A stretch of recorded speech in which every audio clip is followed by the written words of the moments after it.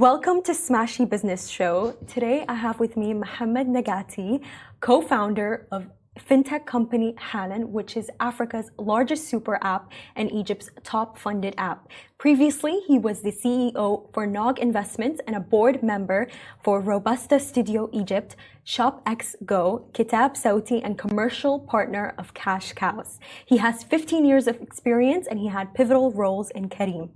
أهلا وسهلا. How are you doing today? ازيك الأخبار كله كويس؟ Yes, everything is going well. So my first question to you is, what was your journey into entrepreneurship? Because most people, they choose a very traditional job. They just have very traditional roles in companies. As you, a founder, what motivated you to become an entrepreneur? Okay, so first of all, thank you for having me today. And a small tweak on the intro, I'm now also the executive chairman of Exits. Oh, that's amazing. As we are trying to build the largest tech marketplace for financial transactions between companies and build an exchange for startups and SMEs. What motivated me is, let me be honest, since I graduated and before I graduated, I always had a problem to fit in a certain box. So even when I tried to apply for a job, they didn't allow me to into the job because I couldn't answer the interview questions. Oh, I see what you mean. Yeah, so the fact of how do you see yourself in 5 years, how do you see yourself in 10 years, my answer was, I don't know. And that's so they kicked me out. Yeah, so I realized then that, okay, this is not my part of the world. I have to hustle and start small. And then I started to hustle in Fawri, Careem, and then co-founded Halan, and then I acquired Exits, and I found myself on the other side of the table, which is more into entrepreneurship and building new things. I see what you mean. And, that point of how you mentioned that, you couldn't answer, those questions. Yeah. Why couldn't you answer those questions? I didn't understand them. Like, how can I predict myself in 5 years or 10 years? I don't have enough. I'm an engineer. I'm a machine learning AI engineer by this is what I learned in university. And I need data. And I don't have enough data to answer this question. So my answer was, I don't know. And the lady who was interviewing me felt like I was rude. I didn't mean to be rude. I just didn't have enough information. You were just being honest. I was just being blunt. You were being blunt. So I lost the job, and I also tried to apply for other FMCGs where they had an exam, and I failed all the exams of the entry too. So I found myself, I have to figure out some things to do on my own. And this is where I started. I see what you mean. So basically what happened is, because you're somebody, you're used to data. You need data to make a prediction. Yes. When you were asked that question, you didn't have data. Exactly, yeah. So how do you see yourself in 10 years? I don't know. Exactly. So if I'm interviewing you now in a corporate, I'll probably tell you, thank you. Yeah, I see exactly what you mean. Yeah. Okay, and really what I want to ask you is, what motivated you to start Halan? Honestly, Halan was not my idea. It was the idea of my two other co-founders, but I joined from the beginning because I came from Careem, so I had very relevant experience. So when they told me we want to start the company, I was their third co-founder, a bit later than them, because I had a relevant experience. But what made me join them is that I felt that Careem served a certain segment in Egypt, and that Halan can serve the underserved segment, which is a bit less fortunate in terms of, in the pyramid, they are a bit less fortunate, and they are more in quantity. So I thought that this is the opportunity, and this is how it can be big. And honestly, now I cannot deal with companies when they become that big. So I left 2 years ago, a year and a half ago, and 3 years ago, and a year and a half ago, I bought the other company, which is Exits. And I just want you to tell us about your experience at Nog Investments, and your role in SME funding. What challenges did you face in that role? I was very young at this. I tried to consolidate food and beverage brands, and I put some money, and I acquired some money from other friends and family, and I started to acquire food and beverage startups and SMEs, and I consolidated them together, and then I sold them to a bigger fund. but it was very hard because what I wanted to do is to have a common back end, like the HR, the tech, the finance to be consolidated, and this was very hard. And honestly, I think it was the hardest job I ever tried, because I tried to put together a pizza place with a coffee place with a donut place together in one conglomerate, and it was very, very, very, very tough. I don't think I succeeded even in it, but it was okay. I learned. Oh, okay. I see what you mean. Yeah. And, if you could just develop on Halan, as your role as COO, what do you do? In Halan, I was the guy on the ground. I was the guy getting things done. So I was the person who pulled off all the partnerships, who pulled off a big part of the operations on the ground, who pulled off a big part of the regulations. During Halan, I also met with the president in Egypt to be able to ask for things. And so all of this I was the guy on the ground executing and getting things done on the ground. So this was mostly my role in Halan. And it was very tough. I used to work 16, 18 hours a day. I used to crash and burn out. So.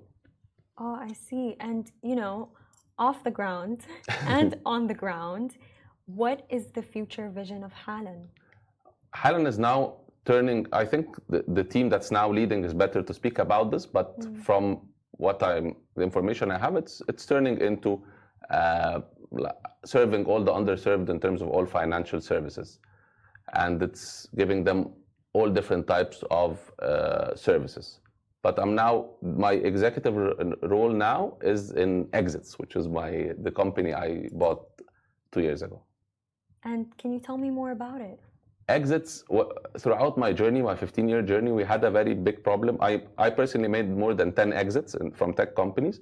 And whenever we wanted to do an exit, it was very hard to do it.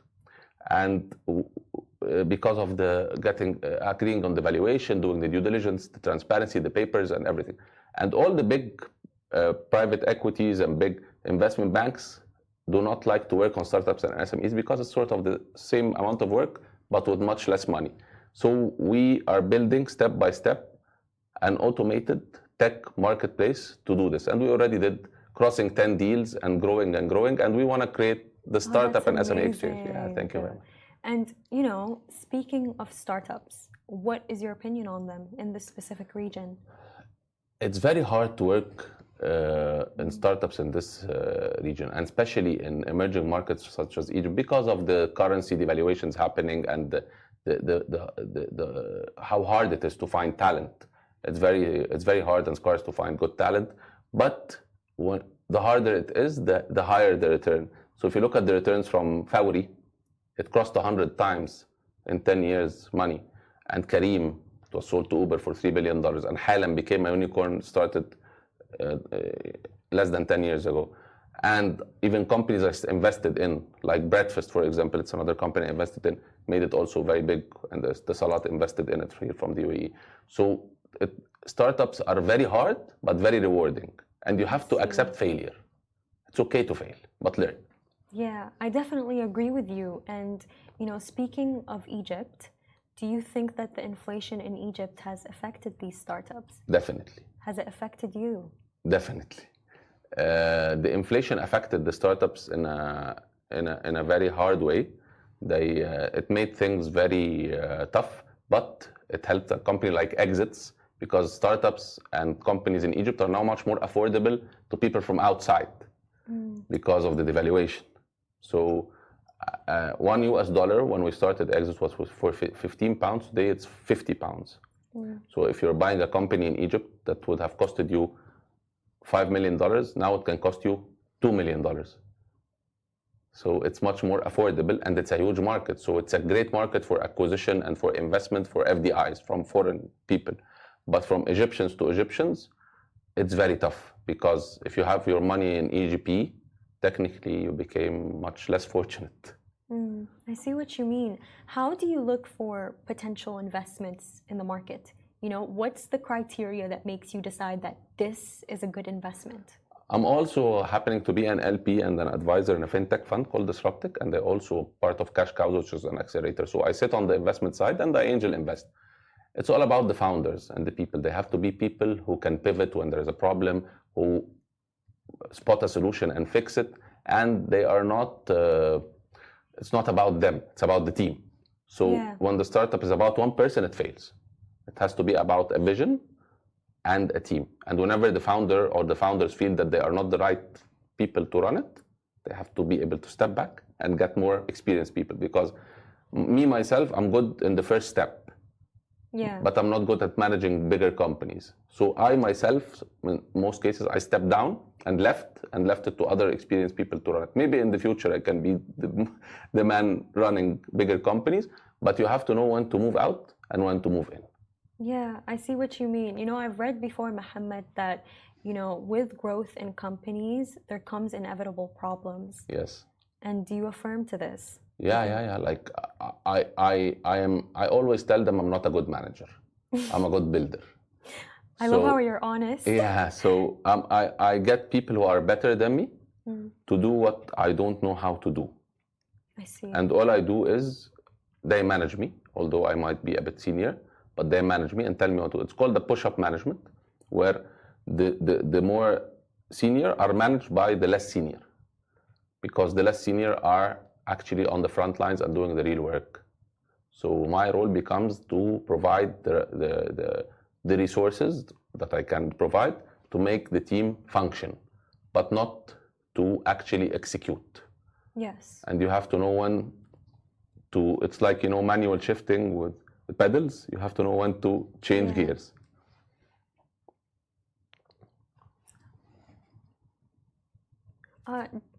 What do you think about any potential startups in Dubai? Honestly, I'm now looking for AI investments in the media.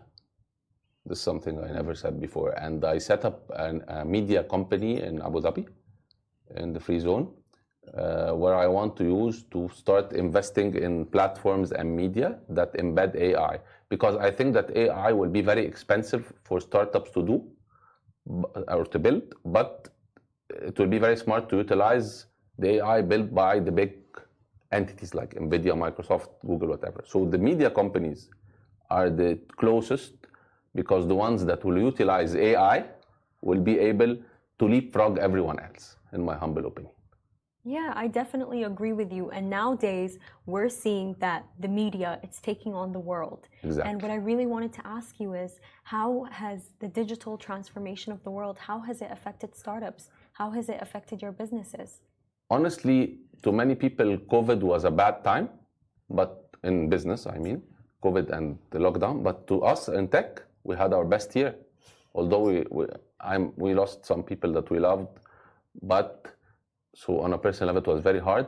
But let me be a bit capitalistic here. On the business side, the tech leapfrogged because people were locked down. They had to find ways to pay without touching each other, to do remote work. So we saw all our companies going like this. But after the lockdown was removed, they went down a bit and plateaued.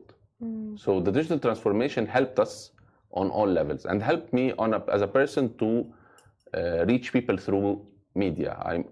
I became more and more focused on my digital presence, because I felt that I have to market for my things. And if I cannot market for my things, no one will do. So I have to be there. And I have to be everywhere as much as I can. So I learned TikTok. I didn't know TikTok. That's amazing. I grew my Instagram. I couldn't use Instagram. And I started to learn. I went on podcasts. I'm sitting with you now. I'm an introvert. So I trained to become an extrovert. Not an extrovert, but a trained introvert. I see what you mean. Yeah. And, you know, previously you told me that, you know, in those interviews you were rejected, which I find right now, it's very hard for me to believe this, because I'm personally speaking with you right now. And just to touch upon that, you know, what are the personal habits that you have that have led to your success? I'm very stubborn to the extent that harms me a lot.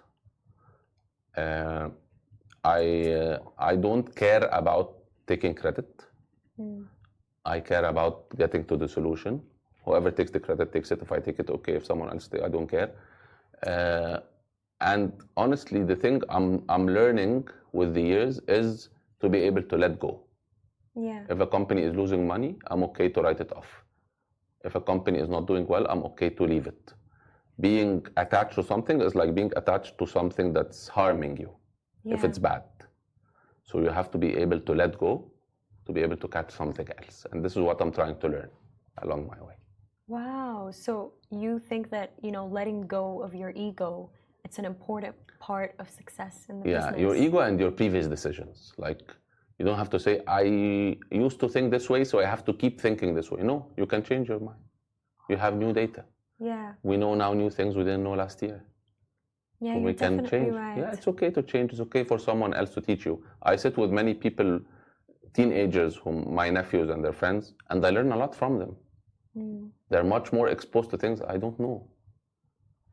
I just have a specific question for you. Yeah, please. If there is one motto that you have in life, one thing that you say over your head over and over again to keep yourself motivated and to keep continuing, what is it?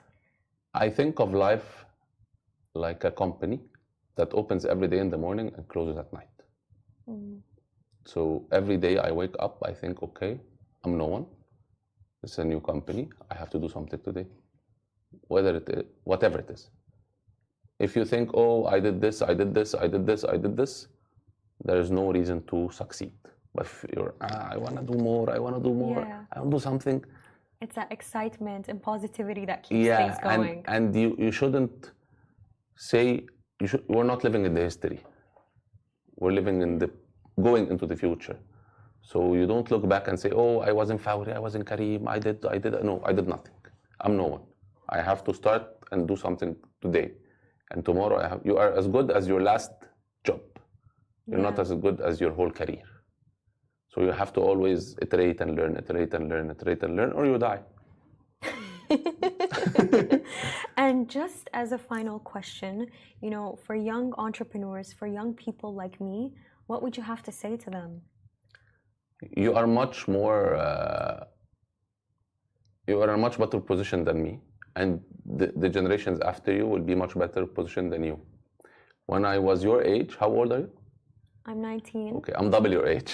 When I was your age, that's 18 years ago, we didn't have, the word entrepreneurship was not there. People were doing business, but there were no conferences for entrepreneurship. There were no ecosystem. There were no accelerators. There were no funds. This was not there. So this is now there. So the things that you can do are 10 times the things I did. See, I definitely agree with you. I agree with you on that point that, we can do more than Much you in the more. sense of that we have so many resources. Yeah. But when you have so many resources, it's hard to choose from. You need to it focus. Creates competition. I'll tell you something. Don't let the world manage you. Manage the world. So you choose what you want and you choose the tools you want to use. Yeah. And pick and choose. It's like a Swiss knife, the old Swiss knife. So you choose the things that you need at the time you need it. And it's okay to change. But you're very lucky to be young. Yeah, I think so too. I think so too. But as a young person, something that I'm finding very difficult is nowadays. I don't know if you've noticed, but there are many young people who have startup companies, and they're very successful from a very young age, from Which like is 21, great. 22. Which is great. But don't you think that makes the market more saturated? That it becomes more difficult to succeed? The market will expand. The market will grow. You can go into other markets. You can go into other verticals. You can work with those successful people for a while and learn and then do your own thing. It's not a sprint, it's a marathon. Yeah. I definitely agree. Take your time, enjoy your time and work hard, but don't let it go into you.